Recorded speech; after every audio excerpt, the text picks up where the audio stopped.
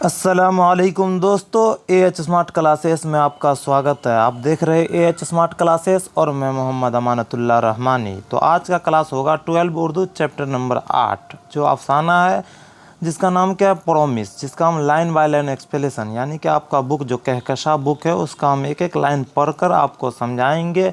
इंशाअल्लाह आपको अच्छे तरीके से समझ में आएगा। और हाँ, आपको अगर पीडीएफ नोट्स चाहिए तो वो भी आपको मिलेगा।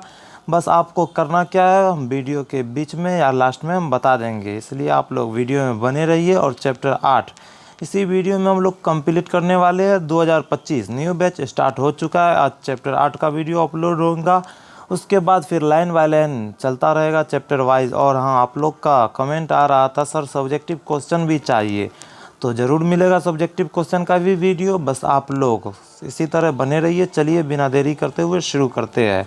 तो आपके चैप्टर का नाम क्या है, प्रोमिस। प्रोमिस, ये आप लोग चैप्टर का नाम सुनकर ही समझ में आ रहा होगा, प्रोमिस चैप्टर का नाम है तो किसी ने प्रोमिस किया होगा। इसी तरह इस कहानी का मेन किरदार कौन है, अम्मू। उसके 4 बेटा रहता है, वो प्रोमिस करता है। पूरा हम एक एक लाइन पढ़कर आपको समझाएंगे। बहुत ही बेहतरीन कहानी है और उम्मीद है आप लोग पूरा कहानी पढ़ लेते हैं तो आप लोग पूरा इमोशनल हो जाएंगे और भावुक हो जाएंगे। पूरा दर्द भरा कहानी है कि एक बेटा, एक अम्मी रहती है, उसका 4 बेटा, जो उससे वादा करता है कि हम तुम्हारे मरने के बाद चारों बेटा कंधा देंगे। वही पर पूरा कहानी है। क्या कहानी है वो हम लोग बाद में पढ़ेंगे।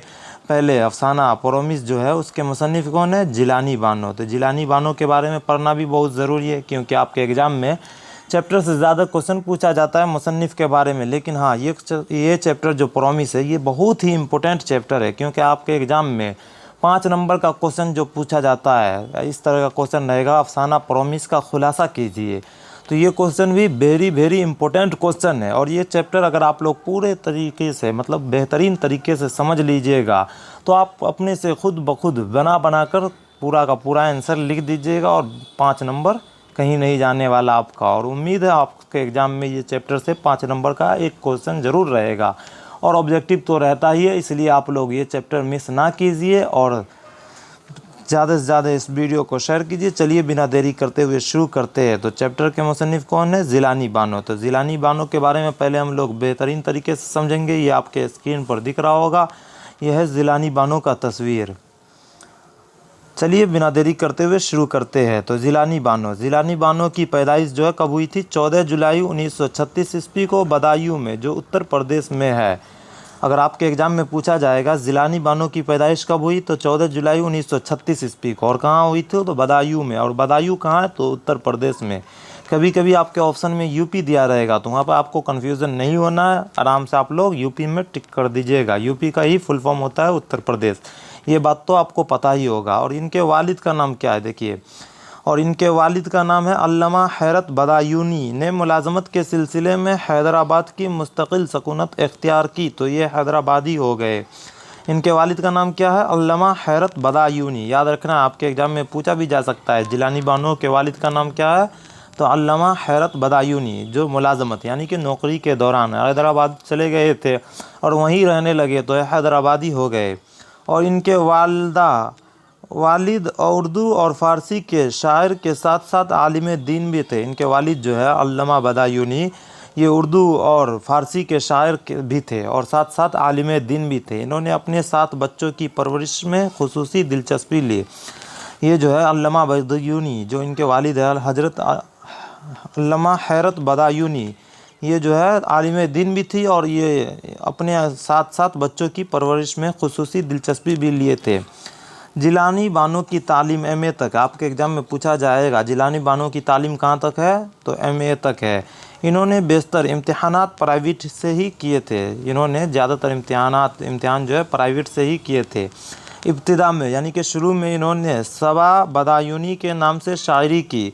इन्हें मौसीकी और मसव्वरी का भी शौक़ रहा, लेकिन वो अफसाना निगार और नावल निगार के तौर पर मशहूर हुए। इन्हें जो है शुरुआत में बदायूनी शायरी की। इन्हें मौसीकी और मसव्वरी का भी शौक़ रहा, लेकिन वो बाद में अफसाना निगारी और नावल निगार के तौर पर मशहूर हो गए। 1959 ईस्वी में इनकी शादी मशहूर अदीब डॉक्टर अनवर मुअज़्ज़म से हुई। इनकी शादी कब हुई थी? तो 1959 ईस्वी में। और किससे हुई? तो मशहूर अदीब डॉक्टर अनवर मुअज़्ज़म से हुई। आपके एग्ज़ाम में पूछा जाएगा जिलानी बानो की शादी किससे हुई थी? तो 1959 ईस्वी में हुआ था। और किससे हुआ था? तो मशहूर अदीब डॉक्टर अनवर मुअज़्ज़म से हुई थी, याद रखना है। रोशनी के मीनार, नरवान, पराया घर, रात के मुसाफिर, रोज़ का किस्सा, ये कौन हंसा, तरियाक, नई औरत, सच के सिवा बात, फूलों की, इनके अफसानवी मजमूए हैं। देखिए इनके कुछ अफसानवी मजमूए हैं। क्या नाम है? रोशनी के मीनार, नरवान, पराया घर, रात के मुसाफिर, रोज़ का किस्सा, ये कौन हंसा, तरियाक, नई औरत, सच के सिवा बात, फूलों की, इनकी अफसानवी मजमूए है। ये सब जो है इनके अफसानवी मजमूए। आपके एग्ज़ाम में पूछा जाएगा जिलानी बानो के किसी 2 अफसानवी मजमूए के नाम लिखिए। तो आप लोग इतना में से कोई 2 का नाम लिख दीजिएगा तो आपका नंबर मिल जाएगा। याद रखना क्या है? रोशनी के मीनार, ये तो याद ही रहेगा। या तो पराया घर, या नरवान, या रात के मुसाफिर, या रोज़ का किस्सा, याद रखना ये सब इनके अफसानवी मजमूए हैं। और आपके एग्ज़ाम में पूछा जाएगा, ऑब्जेक्टिव हो या सब्जेक्टिव हो। अगर सब्जेक्टिव में पूछा जाएगा तो इस तरह से क्वेश्चन रहेगा, जिलानी बानो के 2 अफसानवी मजमूए के नाम लिखिए। तो आपको आराम से लिख देना है। और इनके ईवान गज़ल, और कुछ गज़ल भी है जो इनके क्या है, ईवान गज़ल और बारिश संग, इनके नाविलों के नाम है। इनके नाविल का नाम क्या है? ईवान गज़ल और बारिश संग, ये 2 नाविल के नाम है जो आपके एग्ज़ाम में पूछा जा सकता है। और नगमे का सफ़र और जुगनू सितारे इनके नाविलियत है। नगमे का सफ़र और जुगनू सितारे जो है इनके नाविलियत है। इन्होंने क्रिश्चंद पर मोनोग्राफ भी लिखा था। अगर आपके एग्ज़ाम में पूछा जाएगा जिलानी बानो ने किस पर मोनोग्राफ लिखा था, तो क्रिश्चंद एक अफसाना निगार है, उन पर इसने मोनोग्राफ भी लिखा था। बच्चों के अदीब और तराजम से भी इनकी दिलचस्पी रही है। दुनिया के मुख्तलिफ़ ज़बानों में, मतलब दुनिया के अलग अलग ज़बानों में इनकी तख्लीक़ात के तर्जमे हुए। मतलब दुनिया के अलग अलग ज़बानों में, भाषा में, लैंग्वेज में इनकी तख्लीक़ात, मतलब ये अपने अफसाने, नावल, ये सब लिखे हैं। इन्हें मोदी गालिब एवार्ड, कुल हिंद कौमी हाली एवार्ड, नुकुस एवार्ड, सदवियत लैंडर नहर एवार्ड वगैरह से भी सरफराज किया गया है। वह आज भी अपने तख्लीक कामों में पूरी तरह सरगर्म है। इनको कौन कौन सा एवार्ड मिला था? देखिए, इन्हें मोदी गालिब एवार्ड, पहला एवार्ड का नाम क्या है? मोदी गालिब एवार्ड। दूसरा एवार्ड का नाम है कुल हिंद कौमी हाली एवार्ड। और तीसरा का नाम क्या है? नुकुस एवार्ड। और चौथा का नाम है सऊदियत लैंडर नहर एवार्ड वगैरह से सरफराजा गया। मतलब इतने सारे एवार्ड से इनको नवाजा गया था। और वो आज भी अपने तख्लीकी कामों पर, मतलब लिखने वाला कामों पर पूरी तरह सरगर्म है। चलिए, आप लोग जिलानी बानो के बारे में बेहतरीन तरीके से समझ गए हैं। उम्मीद आप लोग को बेहतर तरीके से समझ में आ रहा होगा। आप लोग चाह सकते हैं तो इसका स्क्रीनशॉट ले सकते हैं। आपके पास बुक होगा तो बुक को हाईलाइट करते चलिए और आराम से आप लोग रिवीजन करते रहिएगा। और हाँ, अगर आपको इसका पीडीएफ चाहिए, आपके पास बुक ना हो तो आपको इसका पीडीएफ का ज़रूरत पड़ेगा, तो आप मेरे नंबर पर संपर्क कीजिएगा। हम आपको पीडीएफ भी प्रोवाइड करा देंगे। आगे चलकर हम बताएंगे मेरा नंबर क्या है। चलिए, बिना देरी करते हुए चैप्टर की ओर चलते हैं। चैप्टर थोड़ा सा लंबा है, आप लोग बने रहिएगा। चैप्टर बहुत ही इम्पोर्टेंट चैप्टर है जो आपके एग्ज़ाम में यहाँ से 7-8 नंबर, कम से कम 10 नंबर का क्वेश्चन पूछा जाता है। 5 नंबर तो कंफर्म है जो सब्जेक्टिव क्वेश्चन रहेगा। अफसाना प्रोमिस का खुलासा कीजिए, ये बार बार पूछा जाता है। और ऑब्जेक्टिव क्वेश्चन में भी इस चैप्टर से बहुत सा क्वेश्चन रहता है और 2 नंबर वाला भी क्वेश्चन रहता है। इसलिए ये चैप्टर बहुत ही इम्पोर्टेंट चैप्टर है। आप लोग बेहतरीन तरीके से समझ लीजिएगा तो 100% आपसे एक भी क्वेश्चन नहीं छूटेगा। चलिए, बिना देरी करते हुए शुरू करते हैं। अम्मू अब भी आप बिल्कुल ठंडी पड़ गई थी। हम समझे कि अम्मू के आसपास खड़े इनके तीनों बेटे, इनकी बीवियाँ, इनके बच्चे सब घबरा गए। अम्मू जिंदा है। देखिए, कहानी आप लोग पूरा पढ़िएगा तो समझ में आएगा। बहुत ही इम्पोर्टेंट चैप्टर है और बहुत ही इमोशनल चैप्टर है। आप लोग अगर पूरा कहानी पढ़ लेते तो 100% आपको रोना आ जाएगा, आपके आंखों से आंसू आ जाएगा, या तो आपका दिल बहुत ही भावुक हो जाएगा। तो अम्मू ज़िंदा है मतलब क्या है? हम समझे कि अम्मू के आसपास खड़े तीनों बेटे और उनकी बीवियाँ, उनके बच्चे सब घबरा गए। अम्मू ज़िंदा है। देखिए, अम्मू ज़िंदा है इसलिए घबरा गए। हम समझे कि हमने इनकी मरने का दुख कितनी आसानी से सह लिया। हमने इनके मरने का, यानी कि हमने अम्मू के मरने का दुख कितने आसानी से सह लिया। अम्मू सब के तरफ बड़े दुख के साथ देख रही थी। अम्मू जो है अपने सब बेटे की तरफ बड़ी दुख के साथ देख रही थी। इनके सब से बड़े बेटे ने कितनी जल्दी सफ़ेद कपड़ा डालकर अम्मू का मुंह छुपाना चाहा, मतलब इनके सबसे बड़े बेटे जो है कितनी जल्दी सफ़ेद कपड़ा डालकर अम्मू का मुंह छुपाना चाहा। अगर अम्मू हाथ उठाकर चादर न हटा देते तो शायद वह सब दूसरे कमरे में जाकर उन्हें दफन करने की तैयारी शुरू कर देते। क्या कहा जा रहा है, अम्मू अगर सफ़ेद कपड़ा जो है अगर वो अपने हाथ से ना उठाकर मुंह ना दिखाता तो उनके चारों बेटे जो है दूसरे कमरे में जाकर इनके दफनाने का तैयारी शुरू कर देते।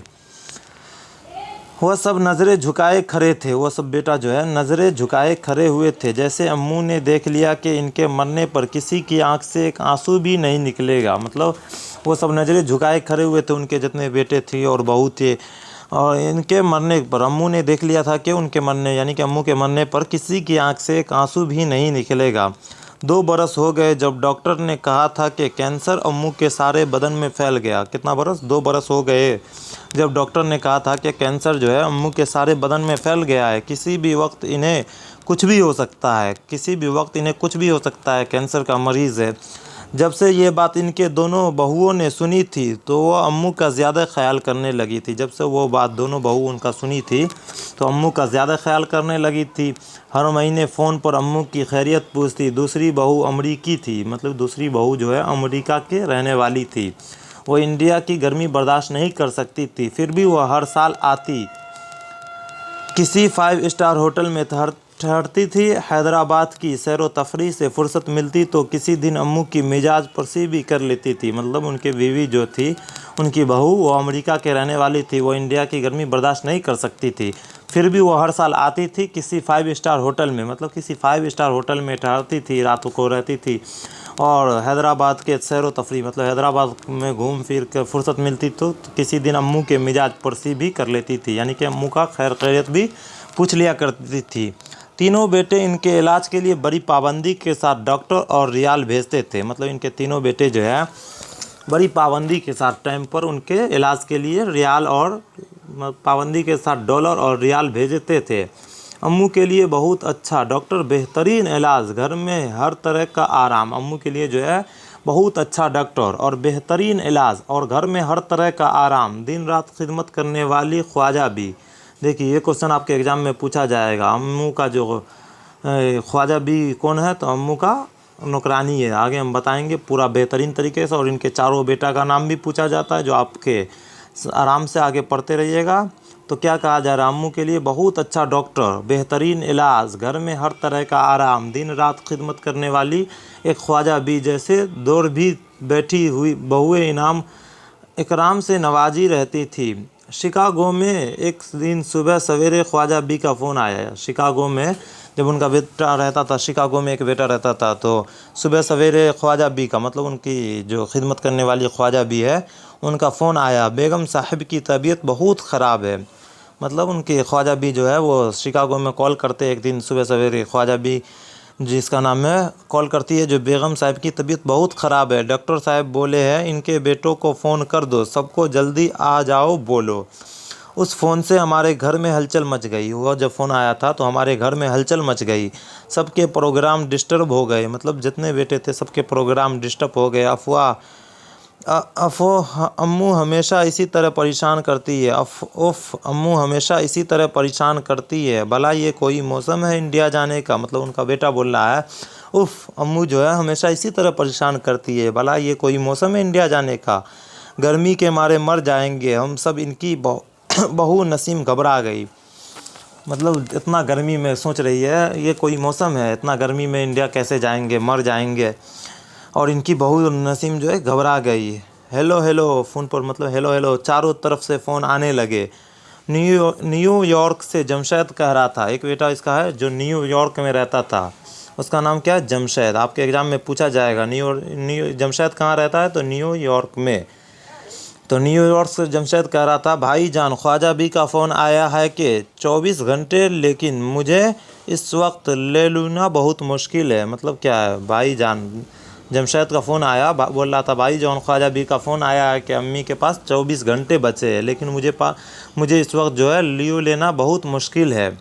लेकिन जमशेद तुम्हें याद है, लेकिन फिर उसका दूसरा भाई कहता है, लेकिन जमशेद तुम्हें याद है कि हम सब ने अम्मू से प्रॉमिस किया था तुम्हें याद है कि हम सब ने अम्मू से प्रॉमिस किया था कि हम चारों भाई मिलकर इनकी डेड बॉडी उठाएंगे, इसलिए हमें जाना पड़ेगा। रशीद ने इसे समझाया। फिर मुंबई से तीसरी भाई खुर्शीद का फ़ोन आया। मतलब क्या, जब जमशेद उनको बोला ये बहुत परेशान करती है अम्मी तो फिर इसे रशीद नाम का एक भाई है जो इन्हें समझाता है, जो तुम्हें याद है हमने अम्मू से प्रॉमिस किया था हम चारों भाई मिलकर इनकी डेड बॉडी उठाएंगे, इसलिए हमें जाना ज़रूरी है। फिर रशीद ने उसे समझाया। फिर मुंबई से तीसरे भाई जो खुर्शीद है उसका फ़ोन आया। भाईजान हम सब मिलकर अमेरिका तफरीह करने जा रहे थे। क्या कह रहा है, भाईजान हम सब मिलकर अमेरिका तफरीह करने जा रहे थे। अब नशी को भी साथ ले जाऊँ तो इंडिया में गर्मी बहुत होगी, आप वहाँ किसी 5 स्टार होटल में हमारे लिए रिजर्वेशन करवा दीजिए। क्या कहा जा रहा है, देखिए, हम सब मिलकर अमेरिका, मतलब उसका एक भाई है खुर्शीद, वो बोल रहा है भाईजान हम सब मिलकर अमेरिका तफरीह करने जा रहे थे। अब नशी को भी साथ ले जाऊँ तो इंडिया में गर्मी बहुत होगी, आप वहाँ किसी 5 स्टार होटल में हमारे लिए रिजर्वेशन करवा दीजिए, यानी कि बंदोबस्त करवा दीजिए। तो हाँ भाई, मेरे भी इस मौसम में इंडिया जाना बहुत मुश्किल है। फिर उसका दूसरा भाई कहता है, हाँ भाई मेरे लिए भी इस मौसम में इंडिया जाना बहुत ही मुश्किल है। अम्मू अच्छी भली होगी, ज़रा दिल घबराया तो ख्वाजा बी से फ़ोन करवा दिया। मतलब फिर उसका बेटा बोल रहा है अम्मू अच्छी भली होगी, ज़रा दिल घबराया होगा तो ख्वाजा बी से फ़ोन करवा दिया होगा।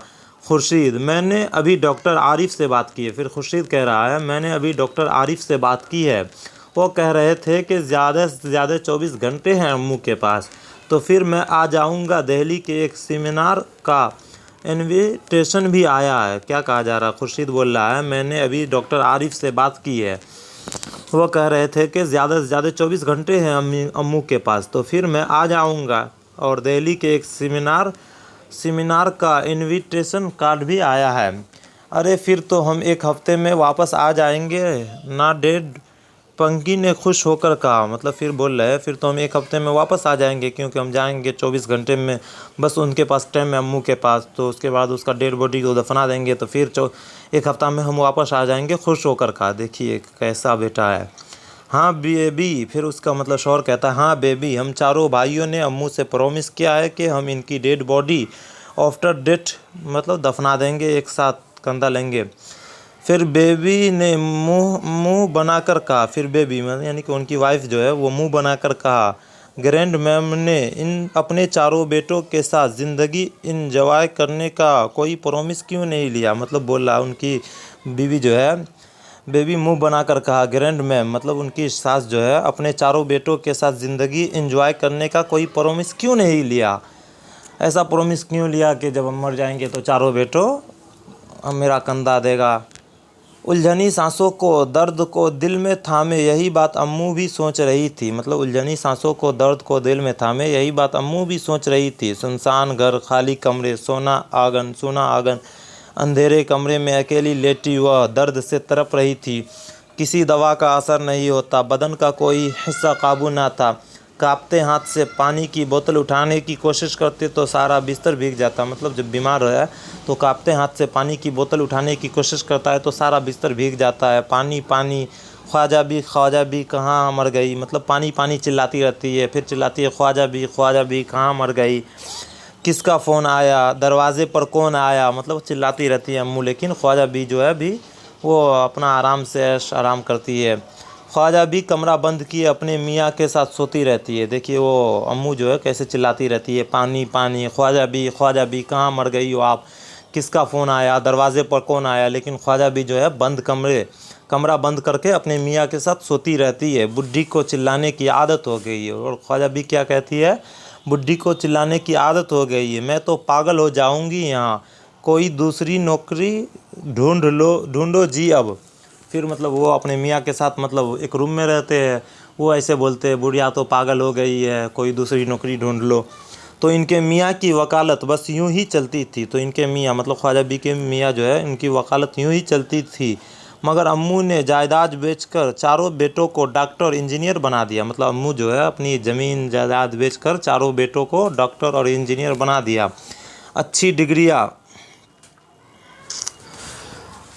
अच्छी डिग्रियां मिलते ही इन सब के पंख निकल आए। मतलब अम्मू जो है अपनी ज़मीन जायदाद बेचकर चारों बेटों को, किसी को इंजीनियर, किसी को डॉक्टर बना दिया। लेकिन डिग्रियां मिलते ही इन सब का पंख निकल आए और इन्होंने अमेरिका की तरफ प्रवास की ठानी। अम्मू को ये बात अच्छी ना लगी, लेकिन अम्मू को ये बात अच्छी ना लगी। और कैसे अच्छा लगेगा जब एक माँ अपने बेटों को बहुत अच्छा तरीक़ा से पढ़ा लिखा कर डॉक्टर इंजीनियर बना देगा और उसका बेटा कोई अमेरिका में, कोई न्यूयॉर्क में जाकर रहने लगेगा, तो कौन माँ को अच्छा लगने वाला है? जाहिर सी बात है किसी को अच्छा नहीं लगेगा। वही बात बोल रहा है। अमेरिका की तरफ प्रवास की ठानी। अम्मू को ये बात अच्छी ना लगी। इतनी दूर अल्लाह मियाँ के पिछवाड़े, हम सब अमेरिका में जा बसेंगे। हम सब क्या, तुम्हें कौन ले जाएगा? मतलब हम सब क्या, तुम्हें कौन ले जाएगा अमेरिका? बच्चों के अब्बा ने हंसकर कहा था। बच्चों के अब्बा ने हंसकर कहा था, यानी कि अम्मू के शौहर जो है वो हंसकर कहा था। अम्मू भी सोचे थे हम भी अमेरिका जाकर बस जाएंगे, लेकिन बच्चों के अब्बा ने हंसकर कहा था, तुम्हें कौन ले जाएगा अमेरिका? अमेरिका में माँ बाप नहीं रहते, वो नौजवानों का मुल्क है। अमेरिका में जो है माँ बाप नहीं रहते, वो नौजवानों का मुल्क है। तो फिर अच्छा, तो क्या माँ बाप कहाँ जाएंगे? फिर अम्मू बोलती है, अच्छा तो माँ बाप कहाँ जाएंगे? अम्मू ने ताज्जुब से पूछा था। कोरे की टोकरी में, अब्बा ने खफा होकर कहा। अब्बा ने फिर खफा होकर कहा, कोरे की टोकरी में। जब अम्मू कहती है अच्छा तो माँ बाप कहाँ जाएंगे, मतलब जब अम्मू के शौहर जो है वो कहते हैं अमेरिका नौजवानों का शहर है, वहाँ माँ बाप नहीं रहते हैं, तो अम्मू फिर बोलते अच्छा तो माँ बाप कहाँ जाएंगे? अम्मू ने ताज्जुब से पूछा था। तो फिर उनके अब्बा जो है कोरे के टोकरी में बहुत खफा होकर, मतलब गुस्सा में कहा था। दीवान घर के आंगन में बैठी कबूतरों को दाना डालते मैं अम्मू सोचती थी कि कोरे का ढेर ही बन गया है ये घर, कोरे का ढेर ही बन गया ये घर। बार बार लाइट चली जाती है, अंधेरे में माचिस नहीं मिलती है, पोस्टमैन कोई ख़त फेंक जाए तो वो किसी कयारी के पीछे पड़ा महीनों के बाद मिलता है। मतलब क्या, अम्मू बोलती है अंधेरे में माचिस नहीं मिलती है, लाइट चली जाती है तो ये घर पूरा अंधेरा अंधेरा हो जाता है, अंधेरे में माचिस नहीं मिलती है, पोस्टमैन जब आता है तो कोई खत फेंक जाए तो वो किसी क्यारी के पीछे पड़ा महीनों के बाद मिलता है। वैसे भी इनके बेटे अब ख़त लिखने की पुरानी रस्म भूल चुके, और वैसे भी इनके बेटे जो थे अब ख़त लिखने की ये पुरानी रस्म भूल चुके थे। कभी ज़रूरत होती तो फ़ोन कर लेते हैं। दूध वाला दूध फाटक पर रख कर चला जाता है। दूध वाला जो है दूध फाटक पर रख कर चला जाता है, रोज़ कुत्ता उठाकर ले जाता है। दूध वाला जो है रोज़ दूध फाटक पर रख कर चला जाता है और कुत्ता उठाकर उसको ले जाता है। कभी आंगन में किसी बच्चे की गेंद गिर जाए तो वह अंदर आने से पहले अम्मू की सूरत देखकर भाग जाता है। रिश्तेदार को फुर्सत नहीं मिलती आने की। मतलब क्या है, जब किसी मोहल्ले में जब बच्चा लोग क्रिकेट खेलता है तो गेंद चला जाता है अम्मू के आंगन में, तो अम्मू का सूरत देखकर वो बच्चा लोग भाग जाता है। और रिश्तेदार जो है उनको फुर्सत नहीं मिलती आने की। कितनी बार वो फ़ोन पर कहती थी, रशीद अब मैं तुम्हारे पास आ जाऊंगी, मुझे रोज़ बुखार आ जाता है, खांसी बहुत बढ़ गई है, अकेले घर में जी घबराता है। मतलब अम्मू कहते हैं कितनी बार रशीद से, अब मैं तुम्हारे पास आ जाऊंगी, मुझे रोज़ बुखार आ जाता है, खांसी बहुत बढ़ गई है, अकेले घर में जी घबराता है। मगर अम्मू आपकी बीमारी का इलाज यहाँ बहुत महंगा है। लेकिन उनका बेटा जो है रशीद वो कहता है, मगर अम्मू आपकी बीमारी का इलाज यहाँ बहुत महंगा है, घर में कोई नहीं रहता है, आपकी देखभाल कैसे होगी? रशीद अम्मू को अपनी मजबूरी सुनाता है। मतलब जब अम्मू अपने बेटे रशीद से कहता है कि हम तुम्हारे घर आएंगे, तो फिर उसका बेटा क्या कहता है, अम्मी यहाँ का इलाज बहुत महंगा है, घर में भी कोई नहीं रहता है, आपकी देखभाल कौन कैसे करेगा?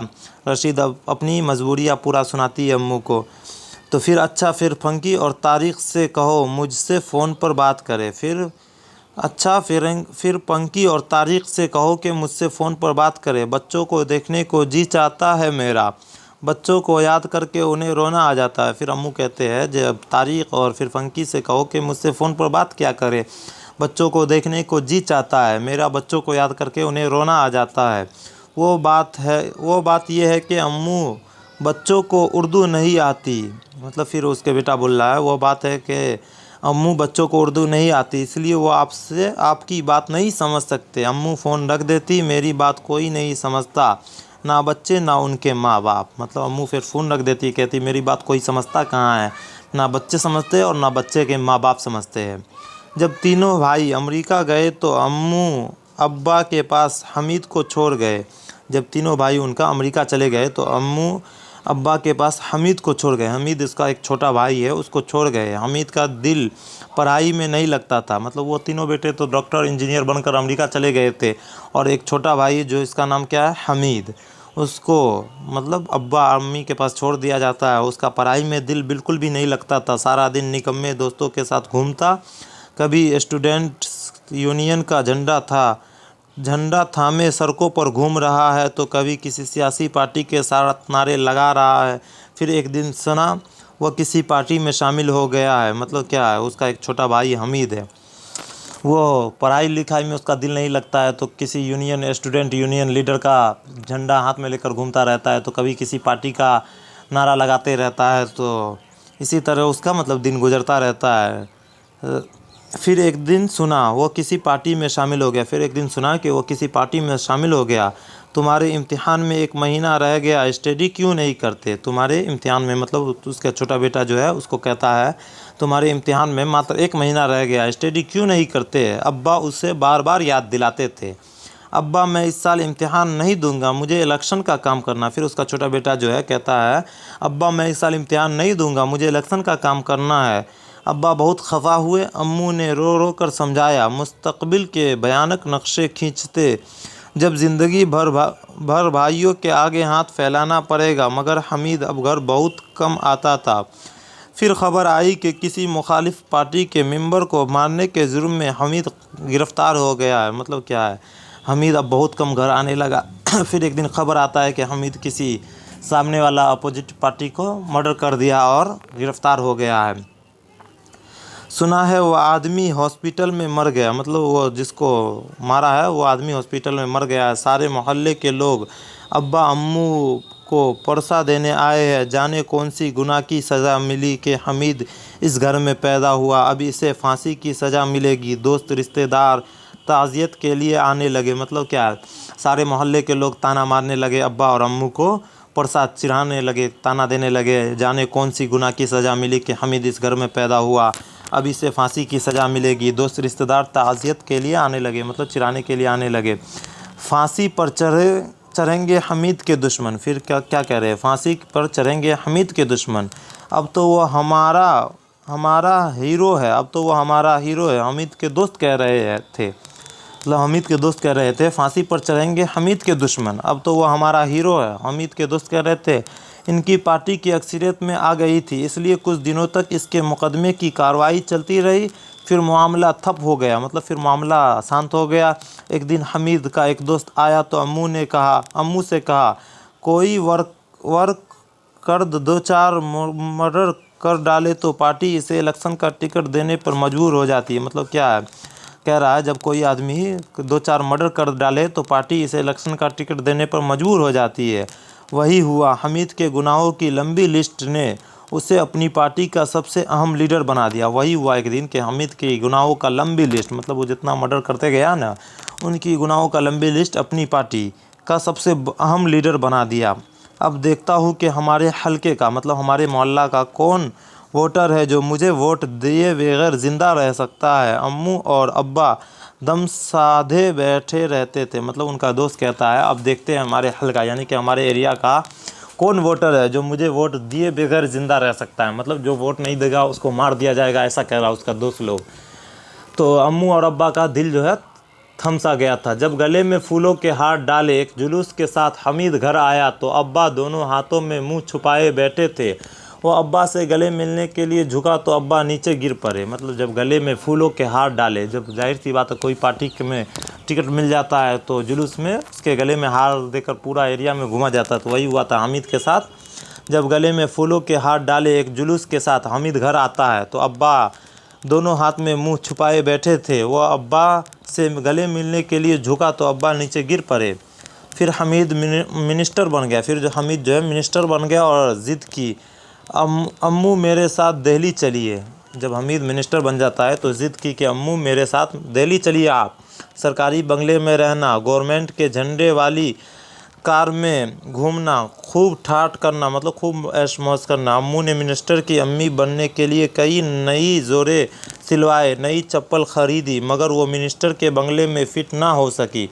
नौकरों से गोश्त तरकारी का हिसाब मांगते चौकीदार और ड्राइवर के सलामों के जवाब में जीते रहो सलामत रहो कहकर खुश होते। बंगले के लान में धूप के रुख खाट डालकर पापड़ सुखाने बैठ जाती। चुनांचे मिनिस्टर की बेगम उन्हें फिर वहीं भेज दिया जहां वह सर झुकाए अचार मुरब्बे बनाने में जुटी रहती है। मतलब क्या है, जब हमीद मिनिस्टर बन जाता है तो हमीद वो अपने अम्मा से कहता है, जब अम्मू आप मेरे साथ दिल्ली चलिए, वहाँ आप आराम से सरकारी बंगले में रहिएगा, गवर्नमेंट झंडे मतलब सरकारी गाड़ी में झंडे वाली कार में घूमना, खूब ठाठ करना। अम्मू ने मिनिस्टर की अम्मी बनने के लिए कई नए जोड़े मतलब कई नए कपड़े सिलवाए, नई चप्पल खरीदे, मगर वो मिनिस्टर बंगले में फिट ना हो सके। नौकरों को गोश्त तरकारी का हिसाब मांगते, जब नौकर से तरकारी गोश्त का हिसाब मांगते। चौकीदार और ड्राइवर के सलामों के जवाब में जीते रहो सलामत रहो कहकर खुश होते थे।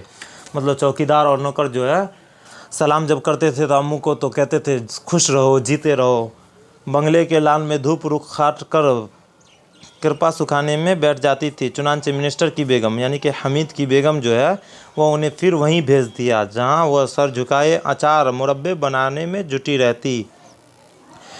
3 दिन हो गए सब अम्मू के आस पास हाथ बांधे खड़े थे। जब आगे देखिए क्या कहा जा रहा है। 3 दिन हो गए सब अम्मू के आस पास हाथ बांधे खड़े थे, बार बार ऑक्सीजन का ट्यूब ठीक करते। अम्मू कुछ होने वाला है, उस आने वाले दुख को वो अपने चेहरों पर पेंट कर चुके थे। अम्मू बड़ी मुश्किल से आंख खोलकर सबको देखते। हमीद नहीं आया, मेरा हमीद, शायद अम्मू का दम हमीद में अटका हुआ है।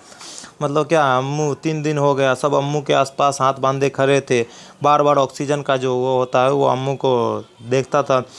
इसके मतलब और अम्मू का बड़ी मुश्किल से आंख खोलकर सबको देखते और हमीद नहीं आया, मेरा हमीद कहाँ है, शायद अम्मू का दम हमीद में ही अटका हुआ है। ख्वाजा भी कह रही थी कि हमीद दिल्ली में है। ख्वाजा भी जो थी वो कह रही थी कि हमीद दिल्ली में है। इस बार इसकी पार्टी को इलेक्शन में अक्सरियत नहीं मिली, अब हमीद मिनिस्टर नहीं रहेगा। मतलब ख्वाजा भी कह रहे हैं हमीद अभी दिल्ली में है, इस बार इसकी पार्टी को जीत नहीं मिली, अब हमीद जो है मिनिस्टर नहीं रहेगा। ऐसे वक्त में वह दिल्ली से बाहर कैसे जा सकता है, ऐसे वक्त में वह दिल्ली से बाहर कैसे जाएगा। मगर हम सब ने अम्मू से वादा किया था कि इनकी आखिरी वक्त। रशीद बहुत गुस्से में था, मतलब उनका बेटा रशीद जो है वो बोल रहा है हम सब ने अम्मू से वादा किया था कि इनके आखिरी वक्त हम इनके साथ रहेंगे। रशीद बहुत गुस्से में था। अम्मू बार बार आंखें खोलते। तुम सबको अपने पास देखकर मेरा जी चाह रहा था कि बच्चों को अपने हाथ से बनाकर पुलाव खिलाओ। मतलब उनके तीनों बेटे और उनके बच्चा पोता बहू सब थे। तो अम्मू क्या कह रहे हैं, बार बार आंखें खोलते और तुम सबको अपने पास देखकर मेरा जी चाह रहा कि बच्चों को अपने हाथ से बनाकर पुलाव खिलाओ। इस वक्त भी अम्मू का दिल पुलाव में अटका है, मतलब मरने के वक्त भी अम्मू का दिल जो है पुलाव में अटका हुआ है। अल्लाह तौबा, इनकी बड़ी बहू ने इनके गालों पर झोंकर अम्मू से कहा, अम्मू यासीन पढ़िए, अल्लाह को याद कीजिए। मतलब क्या है, जब ये अम्मू कह रहे हैं मेरा दिल का चाह रहा है कि पुलाव बनाकर इन बच्चों को खिलाओ, तो इनकी बड़ी बहू जो है इस वक्त अम्मू का दिल पुलाव में अटका है। अल्लाह तौबा, इनकी बड़ी बहू कहते हैं अल्लाह तौबा। उनके गालों को छूकर अम्मू से कहा, अम्मू यासीन पढ़िए, अल्लाह को याद कीजिए। और आपके एग्ज़ाम में इसी तरह का क्वेश्चन पूछा जाएगा, अम्मू से किसने कहा था कि यासीन पढ़िए और अल्लाह को याद कीजिए, तो उनकी बड़ी बहू ने कहा था।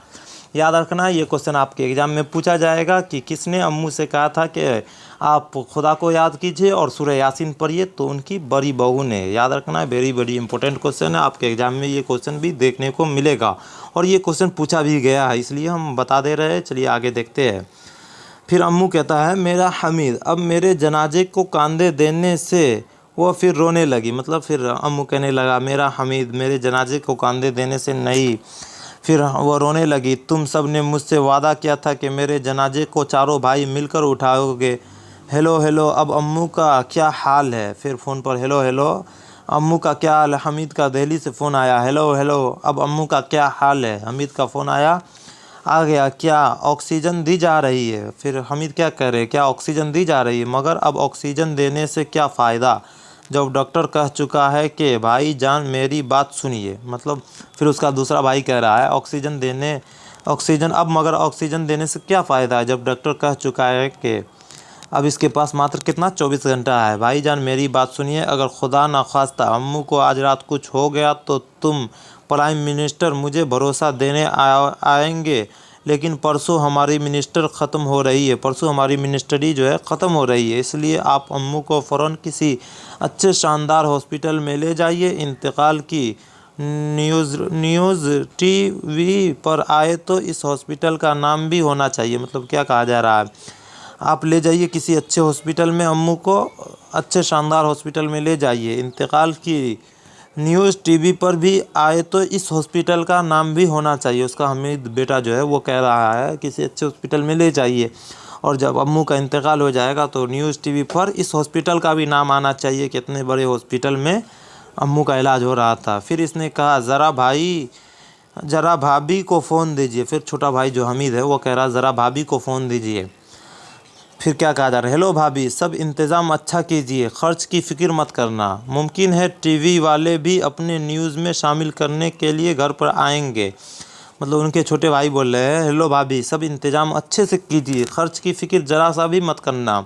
मुमकिन है, मतलब इस बात मुमकिन है कि टीवी वाले भी अपनी न्यूज़ में शामिल करने घर पर आएंगे। आप फ़िक्र ना करें हमीद भाई, मैंने सब इंतज़ाम कर दिया। फिर उसकी भाभी बोल रही है, आप फ़िक्र ना करें हमीद भाई, मैंने सब इंतज़ाम कर दिया है। भाभी ने इत्मीनान दिलाया। क्या कह रहा है हमीद, कब आ रहा है? अम्मू ने डूबती सांसों को रोक कर कहा। मतलब उसका हमीद क्या कह रहा है, जो आप किसी अच्छे हॉस्पिटल में ले जाइए और वहाँ इंतकाल हो जाता तो उस हॉस्पिटल का भी नाम आना चाहिए टीवी में। और उसका भाभी भी बोल रहा फ़िक्र मत कीजिए हमीद। और अम्मू क्या कह रहा है, अम्मू का क्या, देखिए अम्मू क्या कह रहा है, कितने रो कर क्या कह रहा है हमीद, कब आ रहा है वो? अम्मू ने डूबती सांसों को रोक कर कहा। तब तराइंग रूम में जाकर खुर्शीद ने कहा, कल मुझे दिल्ली में एक सिमारेंट करना है और मैं सिर्फ 3 दिन की लियो लेकर आया हूँ। मतलब 3 दिन की छुट्टी लेकर आया हूँ था। बच्चे गर्मी से घबराए जा रहे हैं, अमेरिकन बहू ने मुंह बनाकर कहा। अमेरिकन बहू जो है उनका बोल रही है, बच्चे गर्मी से घबराए जा रहे हैं। सुबह सवेरे अम्मू की आंख खुलने से पहले वह सब चुपके गेट के बाहर निकले। उन्होंने ख्वाजा बी को अम्मू की अच्छी तरह देखभाल करने की हिदायत दी और बहुत से डॉलर, रियाल, रुपये इसके हाथों में थमा दिए। क्या देखिए कितना बड़ा दुख भरी बात है। सुबह सवेरे अम्मू की जब आँख खुलने से पहले वो सब चुपके मतलब अम्मू सो गई तो सुबह सवेरे जब अम्मू का आँख खुलता है तो उससे पहले सब चुपके गेट से बाहर निकले। उन्होंने ख्वाजा बी को अम्मू की अच्छी तरह देखभाल करने की हिदायत दी और बहुत से डॉलर मतलब बहुत सारा रुपया वो दिए और हाथों में थमा दिए। अम्मू की खैरियत के लिए हमें फ़ोन करती रहना। मतलब फिर उसके बेटे सब बोल रहे हैं, अम्मू की खैरियत के लिए हमें फ़ोन करती रहना, बाय बाय कहकर यहाँ से चले जाते हैं। ख्वाजा भी अंदर आई और ये देखकर डर गई कि अम्मू की आंखें खुली हुई थी। ख्वाजा भी जब अंदर आई तो ये देखकर डर गई कि अम्मू की आंखें खुली हुई थी। शायद उन्होंने अपने बेटों को जाते हुए देख लिया था। फिर उसने एक दुकान का फ़ोन नंबर मिलाया। फिर अम्मू जो है एक दुकान का फ़ोन नंबर मिलाया और क्या कह रहे हैं, हेलो मैयत ले जाने वाली एक लॉरी भेज दीजिए और साथ में 4 आदमी भी हो और कुछ नहीं चाहिए, इनके लड़के हर चीज़ का इंतज़ाम कर गए हैं। देखिए क्या कहा जा रहा है, जब अम्मू का मतलब अम्मू पूरा आँख खुले देख रहे हैं कि उनका बेटा सब उसको चले जा रहे हैं, तो फिर अम्मू ने एक दुकानदार को फ़ोन नंबर मिलाया और कह रहा, हेलो मैयत ले जाने वाली एक लॉरी भेज दीजिए, लॉरी मतलब एक गाड़ी भेज दीजिए और साथ में 4 आदमी भी हो और कुछ नहीं चाहिए, इनके लड़के हर चीज़ का इंतज़ाम कर गए, कोई चीज़ की कमी नहीं है। लेकिन चारों लड़के जो वादा करते हैं अम्मू से कि हम चारों भाई आपके कंधे देंगे, वो कोई भी पूरा नहीं कर सका और वो चले गए। तो कैसा लगा आप लोग को आज का क्लास? उम्मीद आप लोग बहुत अच्छे तरीके से समझे होंगे। लफ्ज़ माने आप लोग खुद से पढ़ लीजिएगा तो बेहतर होगा। और आपने क्या पढ़ा ये भी देखिए, आपने पूरा